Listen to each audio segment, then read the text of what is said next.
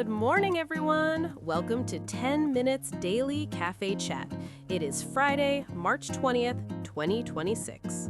It is Friday, finally. I have been waiting for this all week. Do you have any weekend plans, Emily? I might check out that new bookstore downtown. How about you? I am meeting friends for brunch. We're trying a new pancake place that just opened. Sounds perfect for a weekend. But before that, we have 3 fun stories.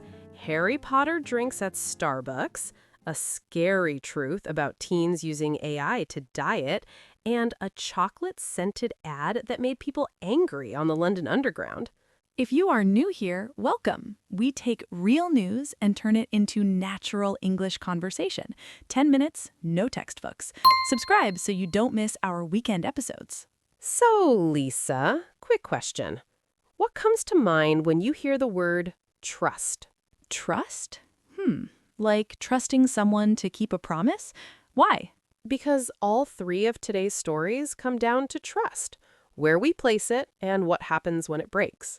Harry Potter, AI diets, and chocolate ads are all about trust? Okay, now I need to hear this. Okay, first story. Starbucks just launched a Harry Potter-inspired menu. Wait, is this the thing I saw on Instagram? I just scrolled past a photo but did not read the details. That is the one. It is called the Honey Dukes menu. 3 new drinks called Bursting Bonbons, plus Barista plushies in Hogwarts house sweaters. Bursting bonbons? Like a candy straight out of the books? And tiny teddy bears and house scarves? Tell me everything. There is one big catch. This menu is only available in Southeast Asia. Wait, what? Not here? Not for now. American fans are furious. One person on Instagram wrote, "Why do we never get nice things here?" I feel that pain. We always see these amazing regional menus and they never come to us. Another comment said, "Just give us a proper butterbeer like Universal Orlando." That got hundreds of likes. Butterbeer at Starbucks would break the internet. People would line up around the block. I can see it already. The drinks look creative, though. From the photos, the bonbons seem like boba with a candy pop texture. Fizzy and playful, so it's not just a regular Frappuccino with a Harry Potter sticker on it. Not at all. They actually designed something new, and they come in 3 versions: a coffee one, a latte, and a frozen tea. A frozen tea bonbon? That sounds incredible. I would order all 3. The Barista plushies come in all 4 house colors: Gryffindor, Slytherin, Ravenclaw, and Hufflepuff. I'm a Hufflepuff, for the record. Loyal and good at finding snacks. What house are you, Emily? I always test as Ravenclaw, but I think the bigger question is, will this ever come to other countries? The Post hinted that the rollout could hit other countries later this year, so there is hope. Starbucks knows how powerful limited edition items are. Creating scarcity builds hype. But it also builds frustration. If the demand is clearly there, just give the people what they want. That's the tension in regional marketing. Exclusivity creates buzz, but it can also feel unfair. Harry Potter fans are some of the most loyal fans in the world. Starbucks is sitting on a gold mine. If they launch this globally, it could be one of their biggest collaborations ever. I am setting a Google alert for Starbucks Harry Potter US. I refuse to miss this. Our second story is more serious. A new study found that AI chatbots are giving dangerous diet advice to teenagers. Dangerous how? Researchers created profiles of 4 15-year-olds and asked 5 AI models for meal plans.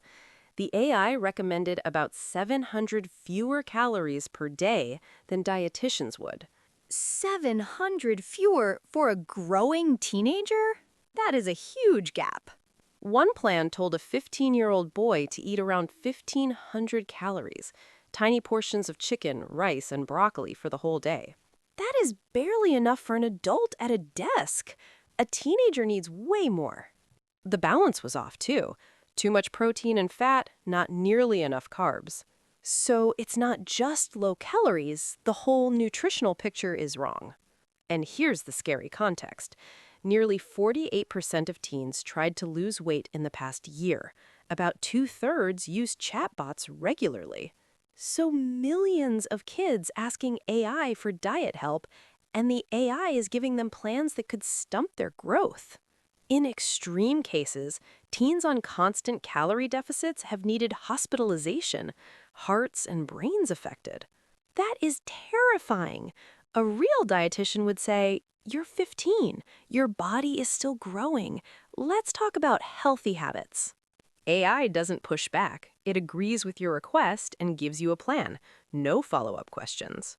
It's like a friend who always says, "Yes. Should I skip lunch? Sure. Here's how."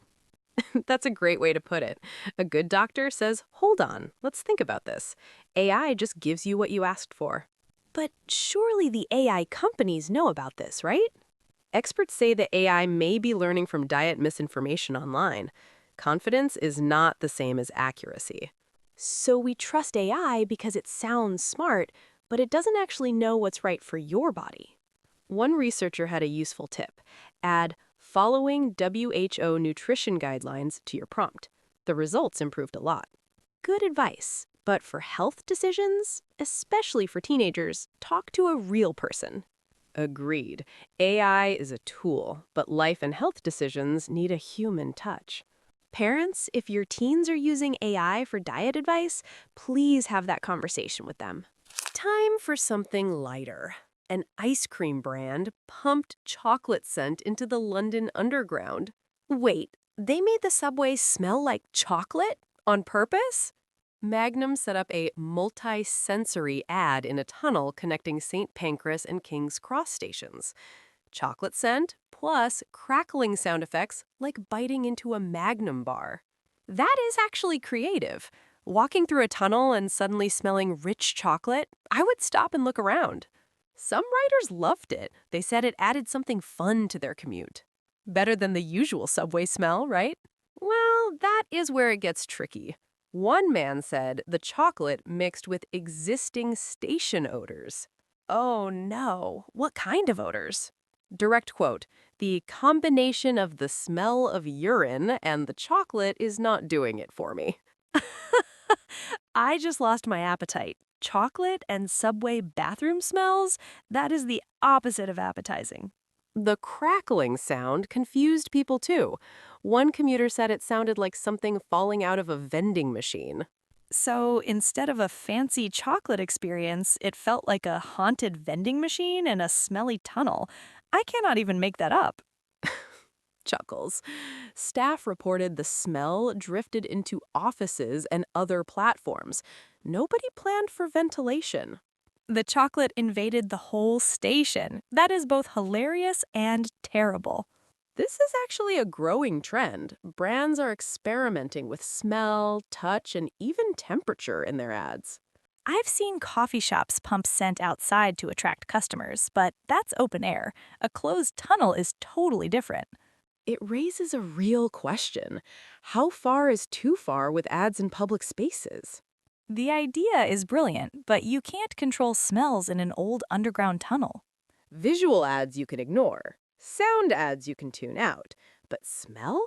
You can't choose not to breathe. Smell is the one sense you can't escape. That makes it powerful but dangerous. Magnum got a lot of free press, though, from this. Everyone's talking about it. Even us. So maybe chaos is the strategy. Starbucks brought Honey Dukes to life only in Southeast Asia. If it ever comes to the US, I am getting the Hufflepuff Barista and all 3 bonbon drinks. AI chatbots are giving teens diet plans with 700 fewer calories than they need. Talk to a real dietitian. AI sounds smart, but it does not care about your health. And Magnum learned that chocolate scent in a subway tunnel is a bold move. Emphasis on bold. Great idea on paper, terrible in a tunnel that already smells like a tunnel. Today's keyword was trust.